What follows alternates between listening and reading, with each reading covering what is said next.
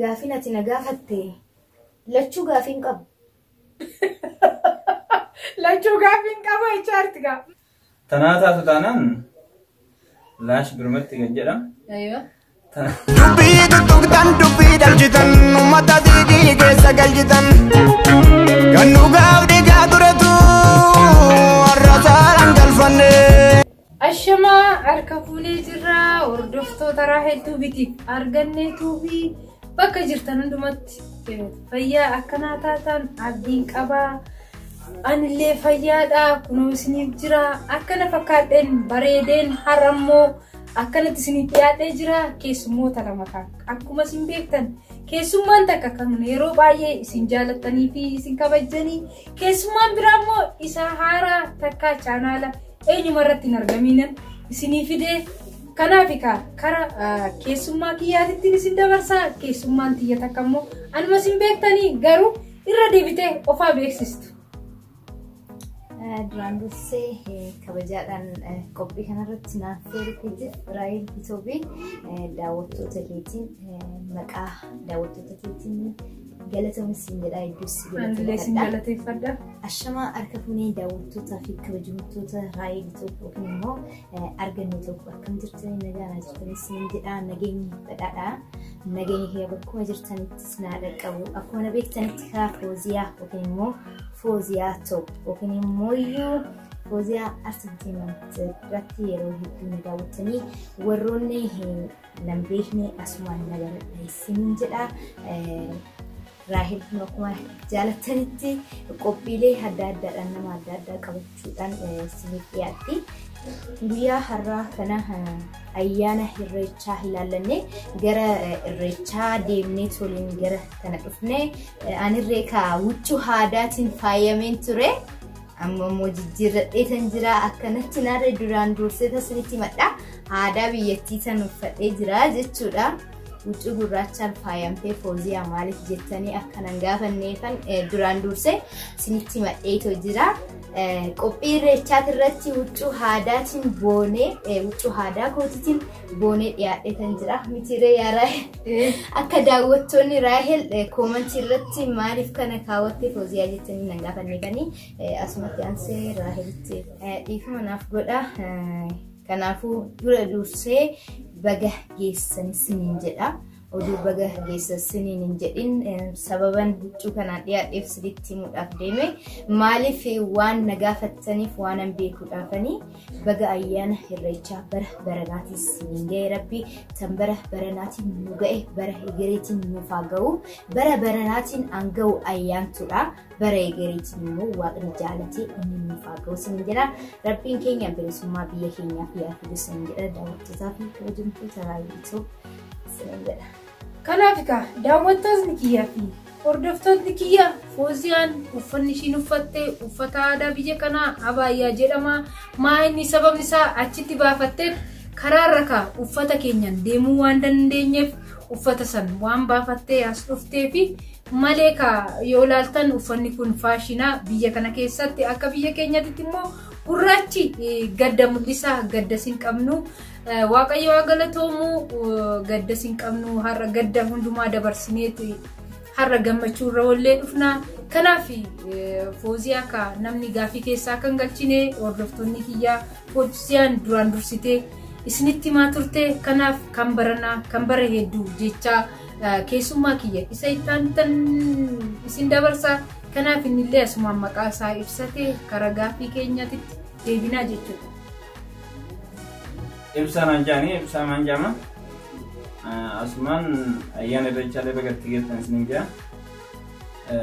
Kanaatiif bagulmaan gammanne warri biyya jirtan fi biyya alaa jirtan illee hundi keessanuu jiru. Jetti tenna Raahel asin affeeroo keetii fi saduu galatoomii siin jaati. Kanaafuu affeerii anta nu goote maali?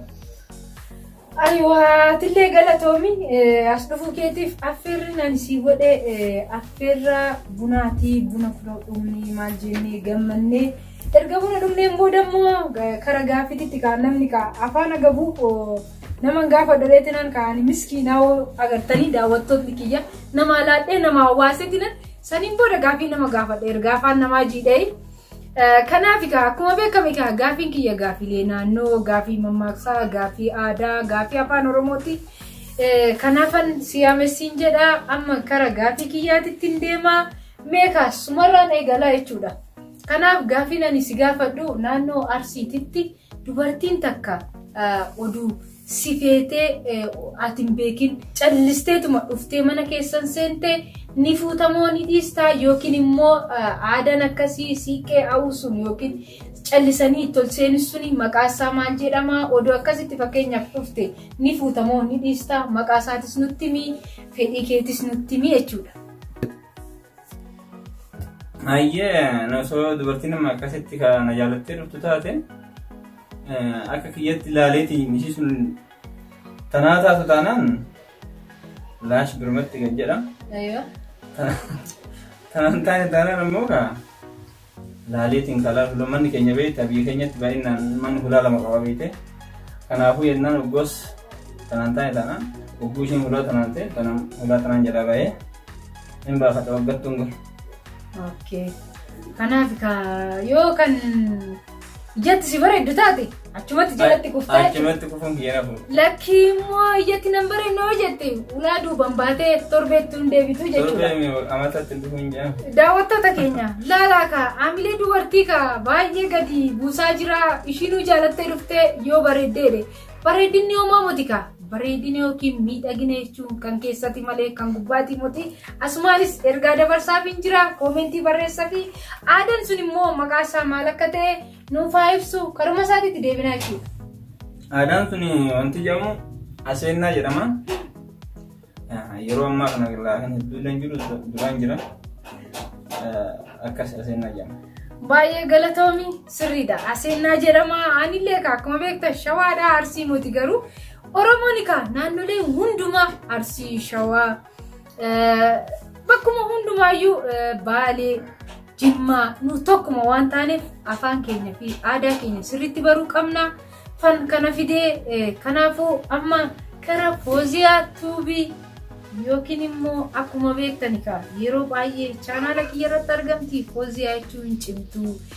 Kanaaf amma Fooziyaadhaaf gaafii Yeessaa akkuma beektan Fooziyaan diraamaa ishiitiin koomeediidhaan waan hundaan beekamtu akkam taate ni beektu. Kanaaf asumaan like, share, subscribe gochuun hin irraanfatina chaanaala ishii. Kanaaf amma Fooziyaadhaaf immoo mammaaksaa moti afaan Oromooti. Afaan Oromoo keessatti maal akka ta'e nan kennaa fi deebisan deebistii jechuudha. Gaafii goggogaadha gaafiin kiyya maaliif sababni kiyya namoonni sirriitti itti yaadanii yaa deebisanii afaan Oromoo sirriitti yaada gaagu jechuufanii loqonni keenya baay'ee yoo laaltan nama baay'ee biratti dagaageen jiru. Kanaaf kanan gaafii kana isinii fide asumaan nafaana turaacha kara Fooziyaatti deebi'a gaafii ishii dubbisaa. Ilmoo lukkuutiif cuucii yoo jenne ilmoo harreetiif duwwaa jennaa jedha. Daawwattoota fayyataa kana gargaarsa abdii qaba. Odoo goggogaa kanan beeku beektaa naannoon itti guddadheerree naannoo jiidhaa jedhama. Kanaafuu goggogaa kanan beeku. Ofii ishiinis rakkabooti aadaatiin akkatti bareedeen fuuldura taa'utti jira. Buna irree nutti hin buusne yaara heli toobii. Akkan injifanne akkuma tubaantetti afaan goggogaa akkuma jettetti dhugaa jette afaan goggogaa kana hin danda'u beektaa waan ittiin dhurree hin qabu waan laphee irraa jiraatti unatta umara kun qabu bunni qophaa'ee jira. Gaafiin ati na gaafatte lachuu gaafiin qabu. Lachuu gaafiin qabu jechaarti maal jechuudha gaafiin qabu dhagaa jirtu daawwattoonni keenya. Caacutteen harreetis caacutteen hindaaqqootis tokkichuma. Sunis caacuttuma sunis caacuttuma. Kanaafuu lachuu gaafiin qabanii jechuudha. Daawwattoota arganneetu bitiif raahattuufi lachuu gaafiin qabanii jechaarti Fooziyaan isaan lamaanuu cuucii jedhamu. Kan harreetis kan lukkuutis cuucii jedhamu jetteerti Fooziyaan akkama gonuree itti deebinee gaafii kana irraa deebitumoo asumaan bira dabaruree ittan deebi'a yaa yaaltu kaa. Kanaaf Foozii yaalime maal akka ta'e? Akka naannoo keenyaatti garuu sun xiqqoo tani daaqqoo sun xiqqoodha. Xiqqoodha miila lama qabdirree. Kanarree sun immoo xiqqoo ilmoo hindaaqoo sanirra jirti. Miila 4 qabdirree. Suni ilmoo jabduu ilmoo harree jedhamti. Suni ilmoo hindaaqoo jedhamti jechuudha. Kanaannu keenyatti garuu yaa ta'u malee yeroo baay'ee wadala jechuun afaan keenyatti qaanyiidha. Harree dhiiraa yoo ta'e harree wadala jedhanii dubartii yoo taate harree dhaltuu jedhanii dhaltuunis garuu akka naannoo keenyaatti qaanyiidha garuu harree dhaltuu yookiin harree wadalaa jedhanii yeroo guddattee jechuudha. Saniifuu caacutteenis waggaa guddattee hindaaqoo jedhamti jechuudha. Kanaaf wadalaa fi Caacuttee harree dhaltuu jedhamti malee maqaa biraan qabu. Gaafiin kee garuu tani harree dhaltuu fi wadalaa odoo hin taane harree fi ilmoo harreetii fi ilmoo hindaaqootumatti hiikama jechuudha. Daawwattoota keenya Fooziyaan akkana jettee deebistee ani gaafiin kiyya yoo yaadattan ta'e ilmoo hindaaqootiif cuucii yoo jenne kan harreetiif duwwaa jennaa jedheen deebisiifka. Gaafiin ishiin akka ishiitti fakkaatetti gaafii deebii gaanuu kenniteerti yaa galatoomtu. Kanaaf deebiin isaa bukurruu jedhama. Kanaaf Fooziyaan baay'ee galatoomtu fedhii ishiitiin asirratti hirmaattee gaafii kana hirmaattuu ta'uu ishiitti baay'een galateeffadha. Kun Fooziyaa deebiin akkana. Daawwattoota kiyya dhiifama naaf godha asirratti aanarraa miti rakkoon tan jiru. Ilmoon harree bukurruu ta'uu ishii sirriitti tan beeka. Maaliif naannoo keenyatti ilmoon harree maqaan ishii bukurruma malee harree miti maqaan bukurruma. Yaa ta'u malee akka naannoo keenyatti maqaa kana Raahel sirriitti daawwattee barumsaanis yeroo barsiisaan ishii barsiisu takkii raftee hin daawwanne takkii immoo bishaan waraabuu hin dhaqne. Ani ummaatiyyaa kana qofa waan ta'eef bishaan waraabuu dhaqeetan barsiisaa odoo nan barsiiseen bakki kun na jala kuttee jechuudha. Akka sissiriin jedha daawwattoota kiyya bakkan odoo hin beekin irra darbee warri Fooziyaa gargaartan warri Fooziyaa yeroo hedduu jaallattan deebiin ani dadhabe kana isin akkanaaf deebistan abdiin qaba. Koomentii keessa son adaraa isin jedha.